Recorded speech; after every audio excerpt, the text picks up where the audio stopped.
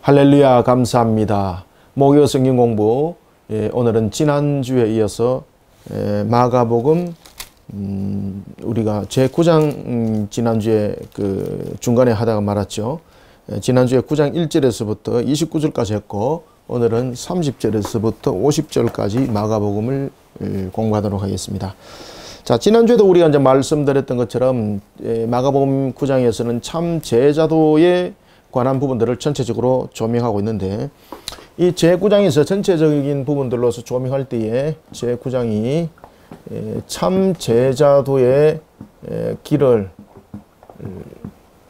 말하고 있을 때에 이 부분에서 중요하게 다루어졌던 것은 인본주의 모습이 아니라 계속해서 전거되어지는 것이 무엇입니까? 믿음의 제자도를 걸어야 된다. 믿음의 제자도의 길을 걸어야 된다. 이런 속에 예수님께서 변화산 사건을 중심으로 한 사건들을 예수님께서 미리 말씀하시는 것이 있죠. 그것이 바로 첫 번째 1차 그리고 두 번째 2차에 대해서 일어날 일에 대해서 말씀하시는데, 그것은 다름이 아니라 바로 십자가 순환사였습니다. 십자가 순환사. 예수님께서 고난 받으시고 그리고 죽으시는 것을 끝나는 것이 아니라 부활하실 것을 말씀하실 때에 제자들은 1차 때에 베드로의 반응은 주여 그리하지 마옵소서. 주여 그리하지 마옵소서. 이것이 1차적 반응이었습니다. 이때에 예수님께서 세 명의 제자들을 변화산으로 데려가시죠. 베드로와 그리고 야고보와 요한을 변화산에 데려갔던 이유는 그리스도로서의 사역이 무엇인가라는 것을 일깨워주고 가르쳐 주기 위함이었죠. 그럼에도 불구하고 베드로와 야고보, 주님께서 그 입을 열게 하셨고 보게 하셨음에도 불구하고 아직도 그 속에 가지고 있는 자신들의 인본적 모습, 그 속에 자신들은 셋에 대한 이야기를 할 때 이 셋은 모세를 위하여, 하나는 주를 위하여, 하나는 모세를 위하여, 하나는 엘리야를 위하여 말했지만은 이 부분들은 결국은 예수님께서 예루살렘에 가서 죽는 이런 순환사를 겪지 마시고 예루살렘에 가지 마시고 이곳에 머물러서 무엇을 세우고자 하는 것이었습니까? 그렇죠. 이곳에서 왕국을 세웁시다. 이것이 텐트 셋을, 천막, 초막 셋을 짓고자 했던 그들의 모습이었습니다. 자, 이런 속에 이제 하늘에서 음성이 들리는 거죠. 이는 내 사랑하는 아들이라. 너희들은 그의 말을 들으라. 그의 말을 들으라. 라는 것은 예수님께서 그리스도로서 이루실 사역, 십자가 순환사 속에서 예수님께서 이 땅에 오신 대속의 모습들, 그것이 반드시 이루어야 될 사역이었고, 그리고 제자도는 이러한 사역 속에 정인이요, 또한 이러한 사역 속에 복음을 전가하는 제3의 도구로서 쓰임받는 역할이 바로 제자라라는 것을 하나님께서 그 음성을 들려주시죠. 그럼에도 불구하고 깨닫지 못하더라. 그리고 변화산에서 내려왔을 때였습니다. 내려왔을 때에 그들의 인본적 모습 속에 나타났던 것이었죠. 그리스도로서 사역을 하는 것이 아니라 마치 가데스에서 일어났던 머리바 사건, 그죠? 우리가 머리바 사건도 두 가지가 있다 그랬죠. 머리바 사건은 두 가지가 있는데 아말렉과의 전투가 있었던 그 승리를 거뒀던 그 머리바, 그죠? 그런가 하면은 순종했던 머리바가 있는가 하면은 불순종하여서 하나님의 거룩을 손상시킨 머리바 사건이 있었습니다. 순종하여서 일어났던 사건은 르비딤에서 있었고, 그리고 불순종하여 하나님의 거룩을 손상시켰던 사건은 가데스에서 일어났던 거죠. 지금 제자들의 모습이 어떤 모습입니까? 그렇죠. 순종의 모습으로 가야 되는데, 르비딤의 모습으로 가야 되는데 불순종의 모습으로 자신들의 경험들이 일어났고 그 속에 사역들이 실패를 하게 되는 거죠. 귀신이 쫓기면 당할 이유가 없는 거죠. 그때 예수님께서 너희들이 아직도 깨닫지 못하느냐. 그래서 믿음을 다시 한 번 더 예수님께서 제자들에게 강조하면서 귀신을 쫓아보내는 장면. 자, 그리고 이제 계속해서 오늘 그 일들이 있은 이후에 30절부터 그 내용들이 증거되어집니다. 특히 이제 오늘은 이제 30절에 보면은 30절 이하에 보면은 그 내용들이 증거되어질 때에 크게 제자들의 모습 속에 또다시 이 속에 예수님께서 2차 십자가 순환사를 이야기를 하게 되는 겁니다. 2차 순환사. 1차 순환사에 대해서는 베드로가 주여 그리하지 마옵소서라고 말했다면은 2차 순환사에서는 이제 제자들의 모습들이 어떻게 반응할까? 그죠? 그리고 예수님께서 참 제자도의 길들을 걸어가는 것이 무엇인가라는 것을 이제 30절부터 50절에서 그 내용들을 증거해 주고 있습니다. 특히 이제 1차 때는 베드로가 주여 그리하지 마옵소서 이러면서 사탄아 내 뒤에서 물러가라. 내 뒤에서 물러가라. 그러면서 베드로가 예수님께 된통 그냥 호되게 영적으로 후들게 맞는 것을 봅니다. 그것을 제자들이 목격을 했던 거죠. 그때 변화산 밑에서 이제 가면서 예수님께서 변화산 밑에 그 사건들이 있었고 그 이후에 예수님께서 12제자들에게 2차 순환사를 이야기를 하게 되는 겁니다. 2차 순환사. 이때 2차 순환사를 이야기할 때 모든 제자들은 어떻게 했을까요? 모든 제자들은 침묵합니다. 이 침묵했던 이유가 무엇입니까? 두려웠던 거죠. 두려움 속에. 이 두려움은 두 가지에 대한 부분들입니다. 첫 번째는 베드로가 앞에 혼이 났던 일이 한 번 있습니다. 그러니까 이 베드로의 혼이 났던 혼이남 이 일로 인해서 반응하지 않습니다. 두려워서. 그 다음에 두 번째는 예수님께서 지금까지 이루시고자 했던 자신들이 따르고자 했던 그 목적이 자꾸 어긋난다는 거죠. 거기에 대한 두려움. 그러니까 이런 전반적인 모든 두려움들이 어떤 속에 있는 겁니까? 믿음의 모습으로 담고 있는 것이 아니라 인본적 모습 속에 그 모습들로 담고 있다는 거죠. 자, 오늘 내용들은 이란 속에 예수님께서 이제 증거하는 내용들이 펼쳐지게 되겠습니다. 그래서 오늘 본문은 뭐 그렇게 어렵지 않습니다. 뭐 30절부터 50절까지 내용도 길지 않고 이미 9장 제1교시에서 신학적 조명들은 이미 어느 정도 다 말씀을 드렸고 오늘 이제 본문을 보면서 본문의 좀 특이한 부분들을 좀 문맥을 풀어가는 방식으로 오늘 공부하도록 하겠습니다. 자, 여러분들 30절부터 32절을 읽고 제가 여러분들에게 말씀을 드리겠습니다. 그곳을 떠나. 그곳은 어디죠? 그곳이라는 것은 변화산을 그곳이라는 거죠. 그래서 변화산 사건 속에 이어져 나가는 그 장면들을 설명하고 있습니다. 그리고 난 뒤에 예수님께서 가버나움에 가게 되는데 그 갈릴리를 지나서 그곳에서 예수님께서 가버나움에 그 할 때에 그런 과정들을 이제 쭉 이제 다루고 있습니다. 그곳을 떠나서 그곳이 어디라 그랬습니까? 그렇죠. 변화산. 그곳은 바로 변화산. 그리고 이게 이제 변화산 사건과 이어지게 되는 거죠. 지속적으로 연결돼서 나타나는 사건입니다. 그곳을 떠나 갈릴리 가운데로 지날새 예수께서 아무에게도 알리고자 아니하신 이유는 있습니다. 어떤 이유일까? 나중에 보도록 하겠습니다. 그곳을 떠나 갈릴리 가운데로 지날새 예수께서 아무에게도 알리고자 아니하시니 이는 제자들을 가르치며 또 인자가 사람들의 손에 넘겨져 죽임을 당하고 죽은 지 3일 만에 살아나리라는 것을 말씀하셨기 때문이더라. 그러나 제자들은 이 말씀을 깨닫지 못하고 묻기도 두려워하지 않더라. 이게 이제 죽음과 부활에 관한 십자가 순환사 두 번째 말씀을 주시는 겁니다. 변화산 밑에서 이제 변화산 전과 후에 순환사가 각각 한 번씩 있는 거죠. 순환사에 대한 부분들이 전과 후에 각각이 한 번씩 주어지게 됩니다. 이때에 베드로는 반응을 주여 그리하지 마옵소서라고 반응하면서 예수님께서 사탄아 물러가라 라고 말씀하셨고 여기서 이제 두 번째 순환사에 이제 이야기를 할 때에 제자들이 전부 다 침묵합니다. 제자들이 침묵하는 이유는 무엇이었다 그랬습니까? 그렇죠. 두려워하여. 그럼 여기서 두려웠다는 것은 어떤 두려움이었습니까? 첫 번째 베드로의 경험. 베드로가 예수님께 첫 번째 1차 때 혼났죠. 그죠? 1차 때. 그러니까 침묵을 하는 거예요. 그 다음에 두 번째 예수님께서 계속해서 죽음에 관해서 이야기를 하고 있으니까 자신들이 지금 따라가는 부분에서 미래적인 측면에 자신들이 이루고자 하는 그 뜻이 맞는가 안 맞는가라는 그런 미래적 측면, 앞에도 제가 잠깐 말씀드렸죠. 그죠? 그런 미래적 측면에서 또한 두려움, 자신들이 이루고자 하는 그 뜻, 인본적인 모습 속에서 그 뜻이 아니라 자꾸 예수님께서 죽으심에 관해서 이야기를 하고 있는 거죠. 자신들이 바라는 이 메시아상은 어떤 것이었습니까? 자신들이 바라는 이 메시아상은 바로 정치적으로 그리고 군사적으로 해방을 일으키는 메시아입니다. 해방을 일으키는 메시아.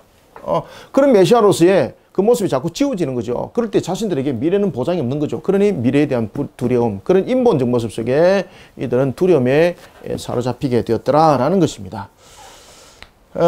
그리고 이제 그곳을 떠나서 예수님께서 말씀하십니다. 인자가 사람의 손에 넘겨져 죽임을 당하고 죽은 지 3일 만에 살아나리라 한 2차 순환사를 이야기를 하는데 제자들이 어떻게 했습니까? 제자들은 32절 이 말씀을 깨닫지도 못했지만 묻지도 않더라. 왜? 두렵다. 왜? 베드로가 처음에 혼났거든요. 그래서 안 묻는 거예요. 베드로도 혼났는데 우리가 물으면 더 혼날 것이다. 안 묻는 거예요. 그 다음에 왜 두려웠을까? 미래에 대한 두려움. 메시아에 대한 부분들은 정치적, 군사적, 로마로부터 해방이라고 자신들은 이미 알고 있었고, 그런데 예수님께서는 메시아로서 자꾸 순환사, 십자가에서 죽으심과 고난받으심과 죽으심과 부활에 관해서 계속 이야기를 하니까 안 맞는 거예요. 그건 충돌이 생기는 거예요. 그래서 자신들이 가지고 있는 이 메시아관, 자신들이 정말로 예수를 따라가는 것이 맞는가라는 그런 두려움, 이런 인본적 사고 속의 두려움이에요. 인본적 사고 속에. 아시겠죠? 그죠? 여기서 두려워라는 것은 무슨 사고입니까? 그렇죠. 인본적 사고입니다. 인본적 사고.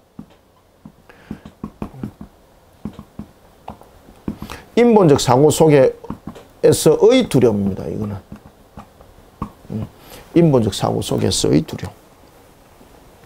자, 그러면서 제자들은 그런 속에 이제 가버나움에 가게 되는 겁니다. 그래서 그때 가버나움에 가게 될 때에 자 보십시오. 예수님께서 분명히 순환사를 이야기를 했죠. 근데 두려워서 이야기를 안 했죠. 근데 이들 속에 속삭거린 것이 있었습니다. 그것은 뭔가 하면은 메시아로서의 예수님이 해야 될 역할, 그것은 정치적 문제와 군사적 문제로서 해방이었습니다. 여기에서 포커스를 맞춰서 자신들끼리 속삭거리는 거예요. 속삭거릴 때에 이 부분에서 그들은 무엇을 가지고 논쟁을 벌이는가 하면은 누가 큰 자인가, 여기 대해서 논쟁이 벌어지는 겁니다. 그러면 그들은 예수님을 따르면서 누가 큰 자인가 라는 부분에 대해서 그들은 예수님을 따를 때에 제일 먼저 누가 큰 자인가를 주장할 때는 제일 먼저 무엇이겠습니까? 누가 먼저 주님을 따랐는가 라는 것이 누가 큰 자인가 라는 조건이 되겠죠. 그죠? 누가 먼저 예수를 따랐는가, 이것이 조건이 되는 것이고, 그 다음에 두 번째, 누가 예수님께 헌신적이었는가, 이런 부분들을 가지고 누가 큰 자인가 라는 부분들을 그들은 따지겠죠. 그죠? 왜냐하면은 누가 큰 자인가 라는 부분에서 근거가 있어야 되잖아요. 그러면은 예수를 따랐을 때의 근거는 무엇입니까? 누가 먼저 예수를 따랐는가 라는 부분들이 부각되겠죠. 그래서 누가 큰 자인가 라는 부분을 가지고 이야기할 때에 항상 여러분 보시면은 빠지지 않는 사람이 있습니다. 누구였습니까? 야고보와 요한이었습니다. 야고보, 요한. 뿐만 아니라 이 속에 베드로도 함께 하는 거죠.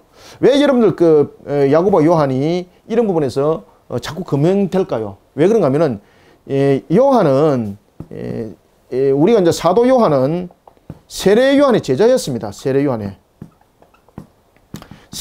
제자로서 예수님을 제일 먼저 따랐던 사람이 누굽니까? 예수님을 제일 먼저 따랐던 사람이 여러분들이 잘 아시고 있는 것처럼 바로 이 요한의 제자였던 요한과 그리고 베드로의 동생이었던 누구였습니까? 그렇죠. 안드레였습니다. 안드레가 예수님을 따랐던 1차 제자였습니다. 1차 제자. 자, 그리고 난 뒤에 이제 2차적인 측면에서 베드로와 이런 야고보가 2차적인 측면에서 부름받게 되는 거죠. 그러니까 큰 자와 작은 자라는 부분을 따졌을 때에 야고보와 요한이 왜 항상 등장할까요? 베드로가 왜 항상 여러분 등장할까요? 그 중에서 핵심 포인트, 왜 둘이가 등장할까요? 바로 그들이 예수님을 제일 먼저 따랐던 1차 제자였거든요. 아시겠습니까? 그래서 누가 큰 자인가 라는 부분의 소재는, 그래서 우리가 이런 부분들을 다 점검해 봤을 때에 그들이 누가 큰 자인가 라는 부분들을 가지고 따졌던 소재는 무엇일까? 누가 먼저 예수님을 따랐을까? 이거 가지고 소재를 분명히 잡았을 것이다. 그 다음에 누가 헌신적인가라는 부분을 가지고 분명히 따졌을 것이다. 왜? 야고보 요한의 어머니도 예수님과 함께 동행을 하죠. 헌신적이었다는 이야기입니다. 자, 그 다음에 두 번째 보십시오. 두 번째 가버나움에 갔죠. 예수님께서 가버나움에 갔죠. 33절. 그죠? 이 가버나움이 여러분 누구 집이겠습니까? 이 가버나움이 추측컨대 베드로와 안드레 집이라 여러분 보시면 됩니다. 베드로와 안드레 집.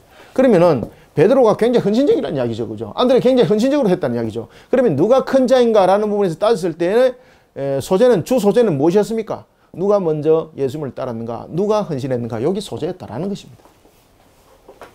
자, 이런 속에 논쟁들을 벌리고 있을 때였습니다. 예수님 이미 다 듣고 계시는 거죠.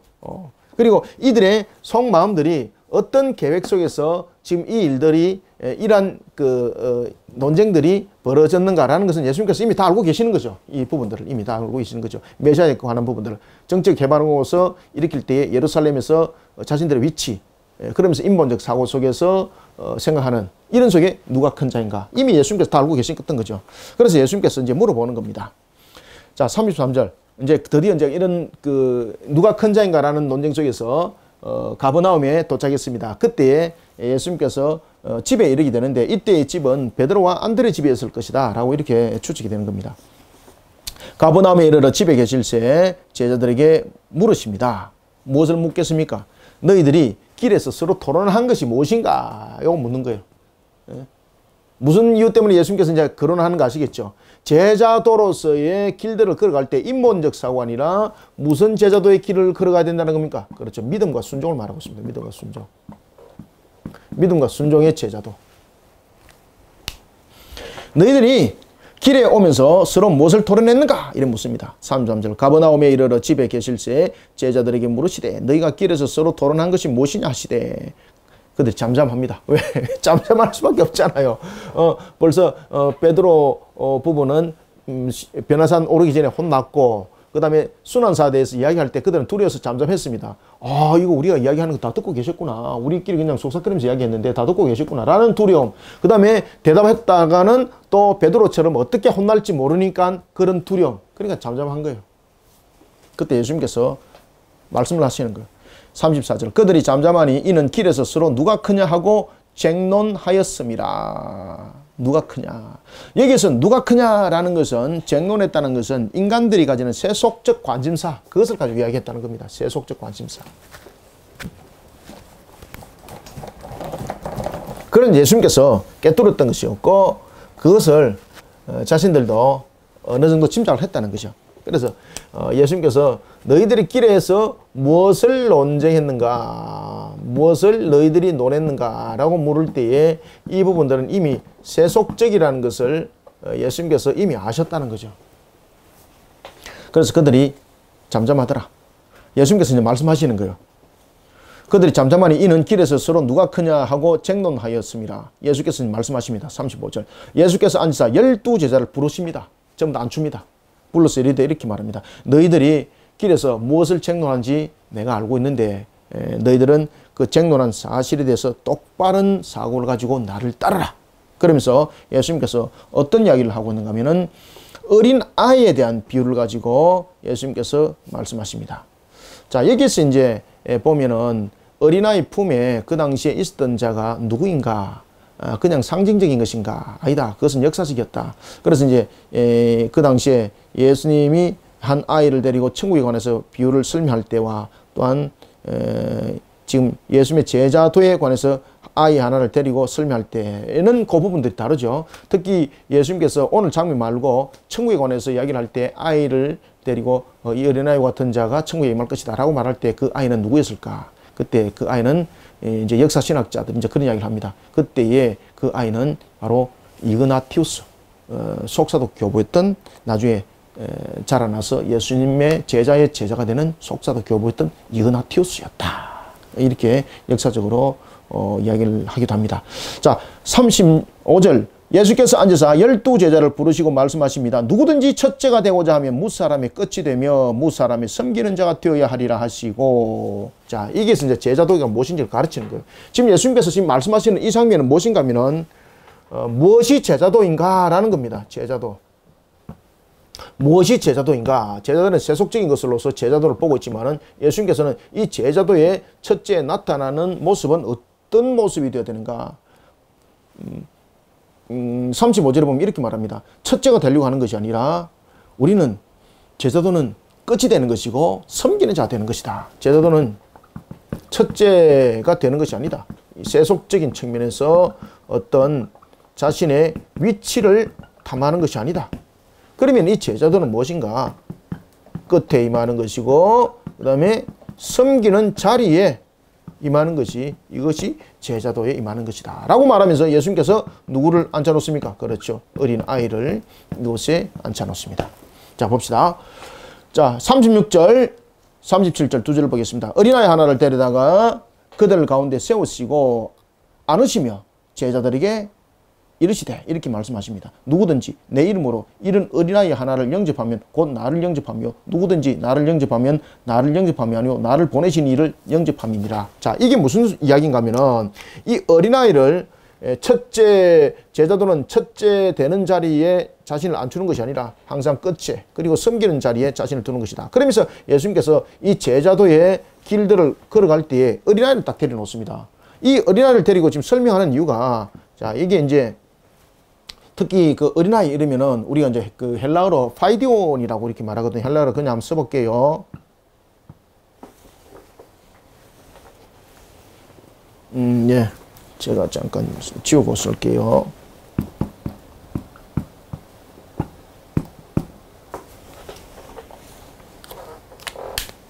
이게 이제 파이디온이라는 단어거든요. 파이디온.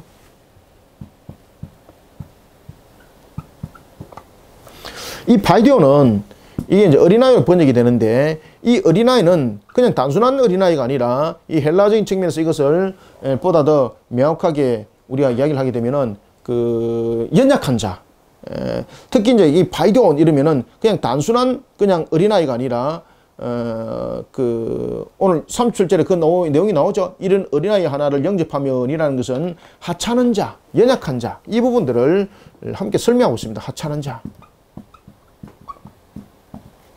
두 번째 연약한 자. 이게 이제 파이디온의 어린아이가 담고 있는 뜻입니다.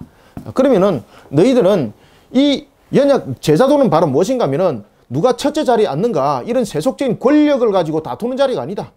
권력을 가지고 다투는 자리가 아니다. 그러면은 제자도로서 걸어갈 때 길은 무엇인가 하면은 너희들이 항상 섬기는 자리에 그때에 너희들의 사역은 무엇인가? 어린아이와 같은 이런 아이들을 돌보는 사역이다. 이것이 너희들이 나를 따르는 사역자로서의 제자도의 길이다 라는 것을 파이디온이라는 단어를 통해서 설명을 하는 거예요. 그럼 여기서 파이디온이라는 단어를 쓰고 들어온 것은 어린아이와 같은 자, 다시 말하면 어린아이를 예수님께서 앞에 안으시고 말씀하신 게는 어린아이는 하찮은 자. 그 당시에는 여러분들 인구조사에 아이들이 인구조사에 포함되지 않았습니다. 그 다음에 어린아이는 항상 어떤 자입니까? 어른을 의지하는 자, 어른을 하여 자라는 사람이죠.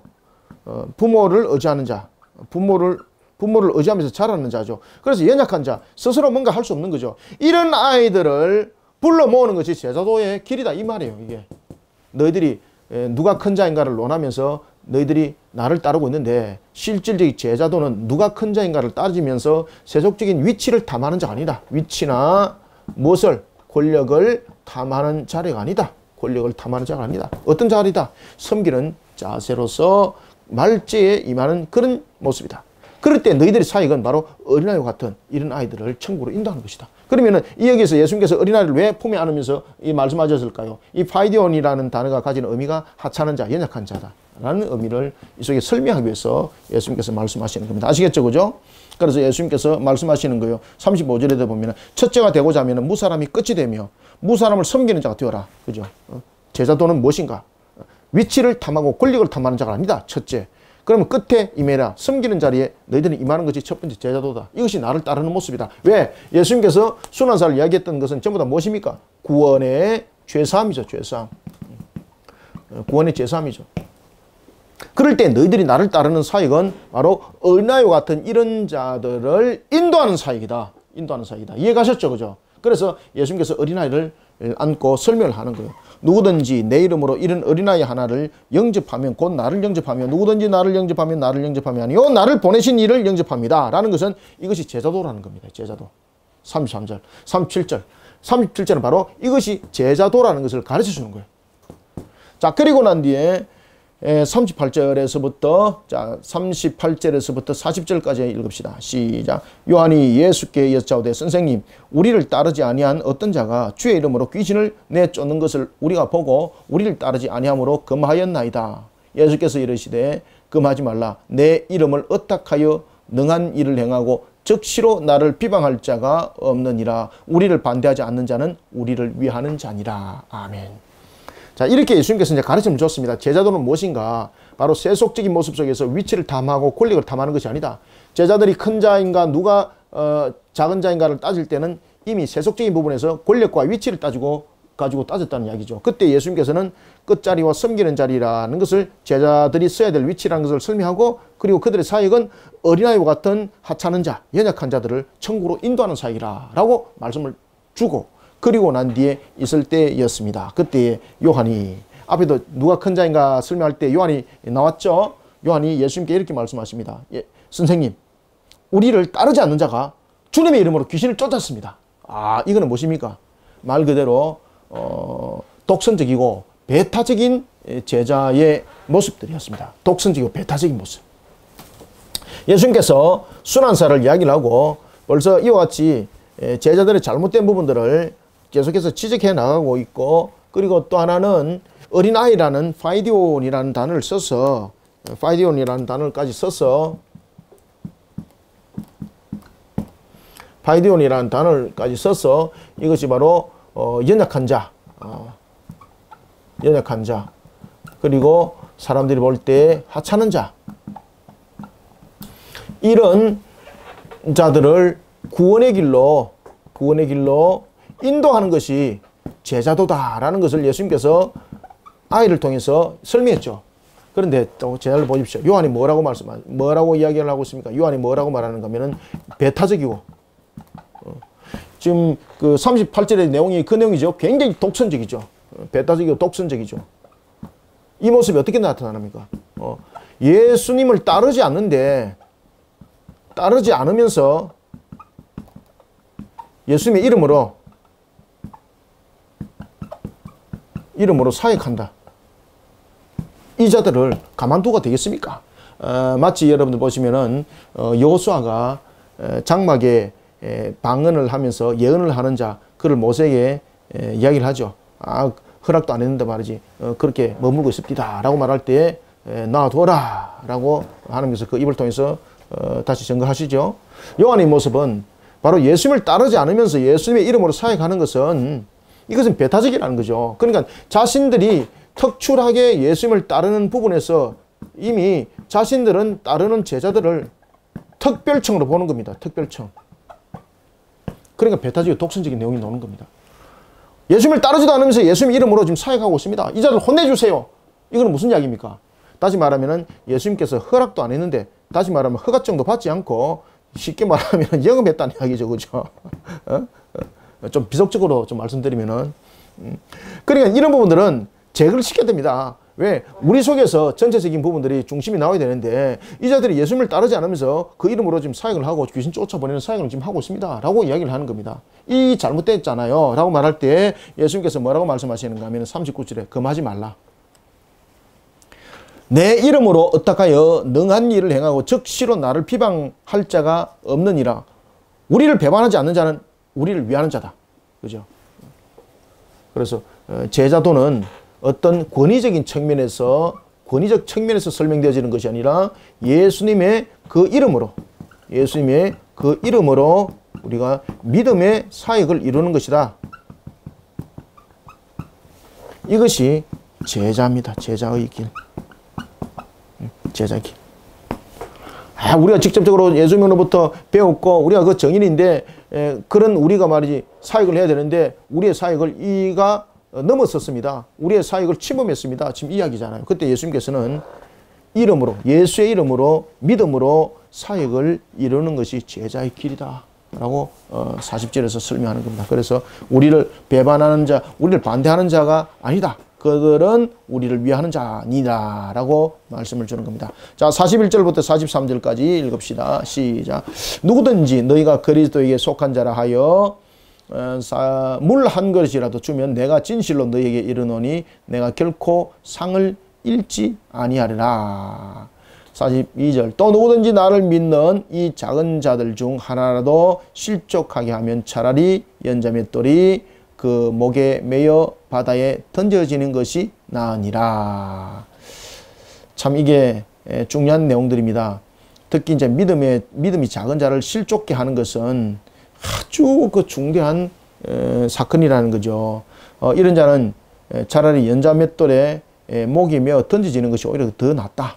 라는 정도로 엄청난 문제라는 거죠. 그래서 우리가 믿음을 실족시키는 문제가 얼마나 심각한 문제인가를 설명하고 있는 겁니다. 그러니 예수 이름으로 사역을 이루는 이 제자들을 하나의 자신들의 어떤 권위적 측면에서 특권청적인 측면에서 특권적인 청의 그런 개념을 가지고 사역을 이루는 자는 그 자들은 용서받지 못한다.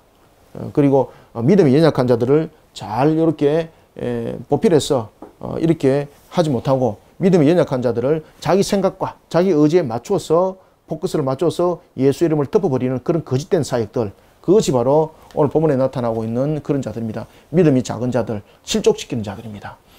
그런 부분의 대표적인 것들이 여러분 보시면은 이단에 대한 사역과 함께 또 하나는 말씀을 거릇되게 잘못되게 가르치는 그런 일도 있는 것이죠. 만일 네 손이 너를 범죄하거든 차라리 43절 찍어버려라. 장애인으로 영생에 들어가는 것이 두 손으로 가지고 지옥 곧 꺼지지 않는 불에 들어가는 것보다 나으니라. 자, 여기서 이제 보시면은 우리가 바른 사역을 이루지 못한다는 것, 우리가 제자도로서 바른 사역을 이루지 못하고 배타적이고 독선적인 속에서 권위적이고 특권청적인 개념을 가지고 사역을 이루는 자들은 그들은 손과 눈과 발이 예수님을 향해서 하나님을 향해서 욕되게 하는 겁니다. 용서받지 못한다는 거죠. 예수님의 이름으로 믿음으로 사역을 이루는 이러한 제자도의 길들을 걸어가는 제자가 되어라 라면서 예수님께서 계속해서 이 비유를 통해서 말씀을 주고 있는 겁니다. 그래서 여러분들이 동떨어진 말씀처럼 그렇게 생각하시면 안 됩니다. 자, 그리고 이제 43절부터 보십시오. 43절부터 여러분들이 47절까지 주목해 봐야 될 것은 우리가 사람의 기간 가운데 세 가지를 딱 예수님께서 지금 주목을 하고 계시는 거예요. 자, 43절에는 무엇이 등장합니까? 43절에는 손이 등장하죠. 그 다음에 몇 절이죠? 45절. 자, 45절에는 보면은 발이 등장하죠. 자, 그 다음에 47절 보십시오. 47절에는 보면은 무엇이 등장합니까? 눈이 등장하죠. 자, 여러분들 손과 발과 눈은 어떤 기능들을 가지고 있습니까? 우리 기능들 가운데서 인간이 가지고 있는 이런 기능들 가운데서 손과 발과 눈, 이 대표적인 부분들은 오늘 본문에서도 그 이야기를 하고 있습니다만은 인간의 신체적 기관 가운데서 인간의 신체적 기관 가운데 있어서 가장 우리가 감각적인 측면에서 이 부분들이 응답을 하는, 그러니까 반응을 하는 그런 모습이 바로 손, 발, 눈인 것입니다. 인간의 신체적 기관으로서 여러분들 가장 우리가 범죄할 수 있는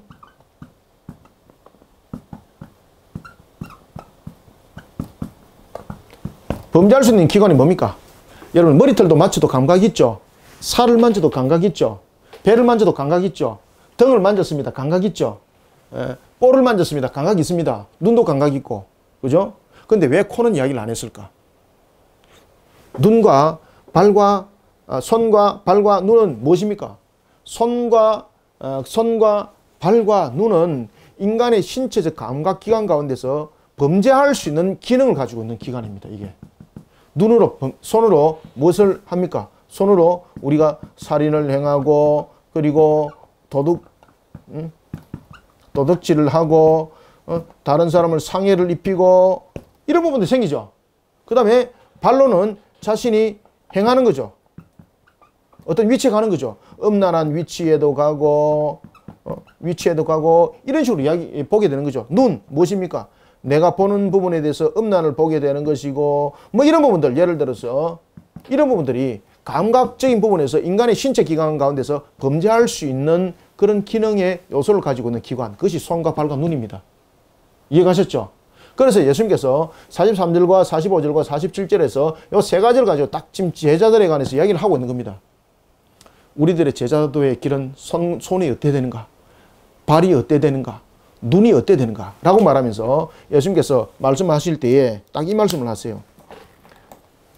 제자도의 길을 걸을 때에 제자로서의 제자도를 걸을 때에 우리는 인간이 탐할 수 있는 세속적인 것을 제거해야 된다.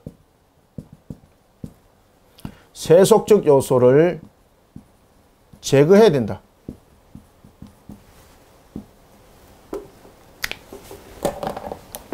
제자도의 길을 걸을 때는 이와 같이 세속적 요소들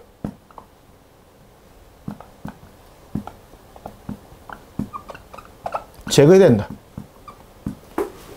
제자도의 길을 걸을 때에 이런 세속적 요소를 제거하지 않게 되면 어떤 결과가 생기겠습니까? 이 세속적 모습을 제거하지 않게 되면 세속을 따르는 일에 있어서 하나님의 이름을 예수님의 이름으로 모든 사역을 하더라도 그것을 하나님의 이름으로 사역하는 것이죠. 하나님의 이름을 망령되게 겪게 되는 겁니다. 하나님의 이름을 망령되게 이런 죄를 범하게 되는 겁니다. 이해되셨죠? 그래서 손과 발과 눈을 가지고 특별히 이야기를 하는 경우는 인간의 신체적 기관이 범죄할 수 있는 기능을 가지고 있는 부분입니다. 이걸 가지고 이제 제자도를 설명하는 거예요. 너희들이 정작 제자도로서 바른 길을 가려면은 세속적 요소를 제거해야 된다는 겁니다. 그러지 않았을 때는 이런 세속적 요소를 가지고 너희들이 사역을 할 때 분명히 하나님의 이름으로 사역을 할 것이다. 근데 이 부분들은 하나님의 이름을 어떻게 하는 겁니까? 그렇죠. 망령되게 걷는 겁니다.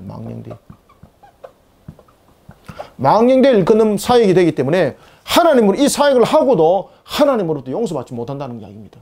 그러니 손을 잘라내어라, 발을 잘라내어라, 눈을 뽑아버리라 라는 일들은 어떤 동해보호적인 측면에서 이야기를 하는 것이 아니라 이 속에서는 제자도로서 사역적 요소를 이룰 때에 세속적인 요소를 제거하라는 뜻입니다. 이해되셨습니까? 자, 읽어가면서 봅시다. 43절 만일 네 손이 너를 범죄하거든 찍어버리라. 장애인으로 영생에 들어가는 것이 두 손을 가지고 지옥 곧 끄지 않는 불에 들어가는 것보다 나으니라. 아멘.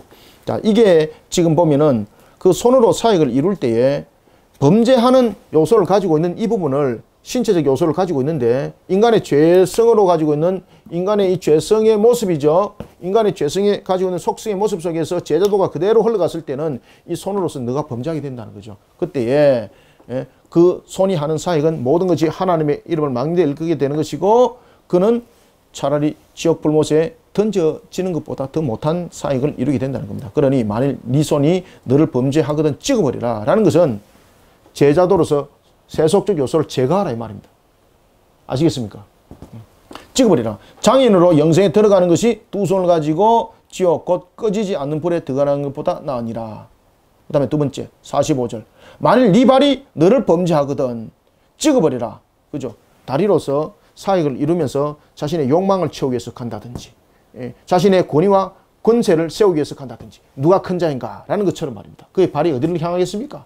그죠? 고난의 십자가의 순환사의 길을 자기 십자가를 매는 그 길들로 발이 가는 것이 아니라 누가 큰 자인가 라는 부분에서 권위적이고 권세적인 위치로 그 발이 가게 된다는 겁니다. 그런 범죄하거들랑 찍어버려라. 다리를 저는 자로 영생에 들어가는 것이 두 발로 가지고 지옥에 던져지는 자보다 낫다. 제자도의 사역이 무엇인가 라는 것을 누가 큰 자인가를 통해서 계속해서 이것이 함께 연결되어져 설명되어지고 있고 그 다음에 요한이 특히 배타적이고 독선적인 부분에 대해서 자신들의 제자도에 대해서 제시를 했습니다. 그 부분에 대해서 진정한 제자도의 길들은 무엇인가 그리고 진정하게 우리가 따라가야 될 것은 무엇인가 라는 부분을 세 가지 신체적 기관을 가지고 지금 설명을 해 나가는 거예요. 그 다음에 47절 만일 네 눈이 너를 범죄하게 하거든 뼈 버리라. 여러분들 눈으로서는 우리가 선함을 바라봐야 되는데 이것을 욕심을 음란을 바라본다든지 아니면 다른 사람들의 물질을 바라본다든지 다른 사람들의 어떤 권위적인 측면, 권세적인 측면을 바라보게 되면 이 눈이 손으로 범죄하게 되고 발로 행하게 만드는 거죠. 그래서 이런 연결적인 측면. 47절 네 눈이 만일 네 눈이 너를 범죄하거든 빼어버리라. 한 눈으로 하나님의 나라에 들어가는 것이 두 눈을 가지고 지옥에 던져지는 것보다 낫다. 그죠? 그래서 여러분들 우리가 제자도로서 잘못된 사역을 이룰 때에 이 사역은 제자도의 길들을 바로 가지 않았을 때는 하나님의 이름을 망령되이 일컫는 것이고 이것은 지옥불에 던져지는 것보다도 더 고통스러운 그런 사역이 되는 것입니다. 그러니 손을 오늘 본문에 보면은 범죄하거들랑 어떻게 하라는 겁니까? 손을 찍어버려라. 그 다음에 두 발을 가지고 범죄하거들랑 네가 그 발을 찍어버려라. 네 눈을 빼버리라 라는 것은 세속적 요소를 제거하라 이 말입니다. 제자도로서 길을 걸을 때 제자도의 길을 걸을 때 이런 부분들을 제거하지 못하고 네가 사역을 이뤘을 때는 하나님 이름을 망령되이 일컫는 것이니 그는 곧 지옥불에 던져지는 사역을 그는 하고 있는 것이다. 왜? 지금 요한이 배타적이고 독선적인 측면에서 지금 예수님께 시기질투하면서 이야기를 했잖아요. 그러니 예수님께서 그것 좀 막아주세요. 우리만이 그 일들을 사역을 이루는 자입니다. 라는 배타적이고 독선적인 부분들로 이야기를 했을 때에 손과 발과 눈에 대해서 함께 어린아이 부분에 대하여서 예수님의 제자도의 길들을 설명했던 것을 연결시켜 지금 이 내용들을 이어가고 있는 겁니다. 자, 그러면서 이제 제자도에 관해서 이야기를 하고 있을 때 또 그런 이야기를 합니다.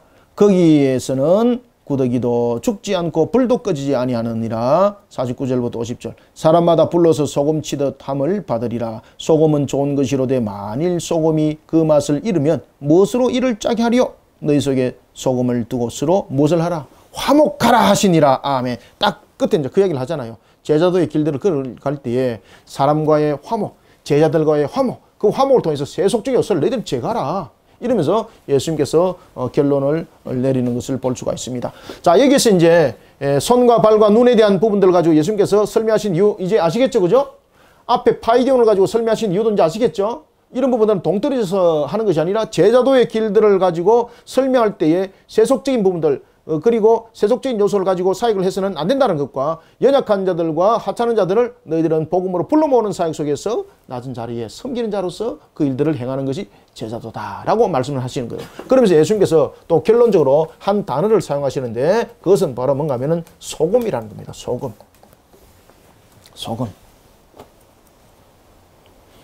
37절도 여러분 한번 보십시오. 37절에서 어린아이 하나를 영접한다라는 것은 여기서 영접한다는 것은 어린아이 여기서 이제 파이디온 어린아이를 영접한다는 것. 여기서 영접한다는 것은 뭔가 하면은 단순하게 영접하는 것이 아니라 자녀 삼는 겁니다. 자녀.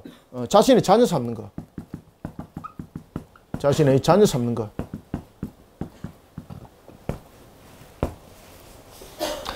그래서 이게 이제 헬라어로 데케타이라고 이제 그 원어가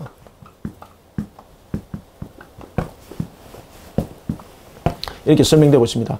자, 이런 부분들로 통해서 예수님께서 마지막으로 이제 결론을 내릴 때에 소금에 관해서 이야기합니다. 소금. 자, 여러분들 이 소금은 마태복음에도 나타나고 있고 그리고 마가복음과 누가복음 우리가 복음서에 보면은 이 내용들이 공가복음에서 나타나고 있습니다. 소금이 마태복음과 그리고 마가복음과 누가복음에서 이 소금들을 이야기를 하고 있는데 이 소금의 기능들이 각각 다른 점들을 우리는 발견해야 됩니다. 특히 이제 마태복음에서 소금은 보면은 예수님께서 제자들의 위치와 가치를 설명하고 있습니다. 제자들의 위치와 가치. 특히 이제 이 소금에 관해 설명할 때 이 소금은 제자도입니다. 제자도. 이때에 마태복음에서는 소금을 가지고 제자의 위치가 어디에 있는가? 제자의 가치가 무엇인가? 그때 제자들의 가치는 무엇입니까? 녹여야 되는 겁니다. 녹여. 세상에 대해서 위치적인 측면에서도 가치는 녹여져. 세상에 녹여져서 세상을 주님 품으로 돌아오게 하는 역할이었고 그 다음에 오늘 이제 본문에 등장하고 있는 이 마가복음에서는 50절을 보시면 이 소금의 역할이 무엇입니까? 그렇죠. 화목케 하는 것. 제자들이 화목케 하는 것. 자, 제자들이 화목은 무엇입니까? 사람과 그리고 하나님 사이죠. 사람과 하나님 사이에 화목을 이루게 하는 것이 제자도의 사역이다 이 말입니다. 제자도. 이것이 사역이다 이 말입니다.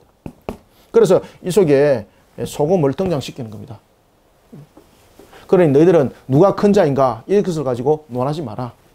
어린아이와 같은 자 하나님과 화목시키고, 그 다음에 오늘 본문에도 보면은 네 손과 발과 네 눈이 세속적인 측면에서 너 위치와 너의 모습을 탐하는 것으로서 만들어가는 것이 아니라 하나님과 화목을 이루는 일에 너 사역이 쓰임받아야 된다라는 것에 대해서 마가복음은 제자도에 대해서 결론이 소금으로 이야기를 하고 있는데, 그것은 바로 화목을 이루는 자 되어야 된다. 자, 그런가 하면은 누가복음에서는 이 소금을 어떻게 이야기를 하고 있는가 하면은 바로 그 희생과 헌신으로 이야기를 하고 있습니다. 희생과 헌신. 제자도는 어떤 길인가? 그래서 우리가 소금을 가지고 소금을 통한 제자도의 세 가지 모습을 설명합니다. 이거 딱 써놓으세요, 여러분들. 소금을 통해서 제자도의 세 가지 모습을 설명할 때 마태는 무엇을 설명했습니까? 그렇죠. 제자로서의 위치와 가치.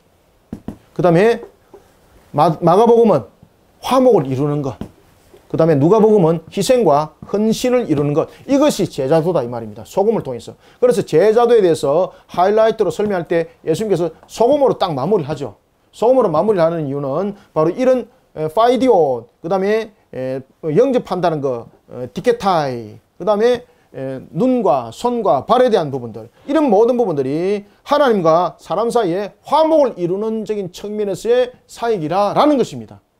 사역을 이루는 것. 그래서 인간의 죄성을 가진 이 인간의 모습으로서는 하나님과 화목을 이룰 수 없는 거죠. 하나님과 화목을 이룰 수 없으니 이 제자들이 해야 될 일들은 뭔가 하면은 이런 측면에서 하나님과 화목을 이루는 이 사역을 행하는 것인데, 이것이 바로 복음의 사역입니다. 복음의 사역. 이 복음의 사역을 예수님께서는 화목을 이루는 사역이라고 설명하는 겁니다. 화목을 이루는 사역. 그러니 누가 높은 자리에 있는가라는 것으로서 탐하는 그런 세속적인 것을 다 내려놓아라. 그리고 특히 이제 마가복음 9장은 이런 제자도를 우리에게 설명을 주고 있는 것입니다.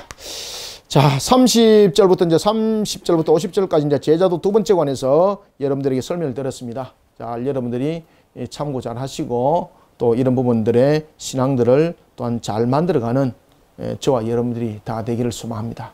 수고하셨습니다. 감사합니다.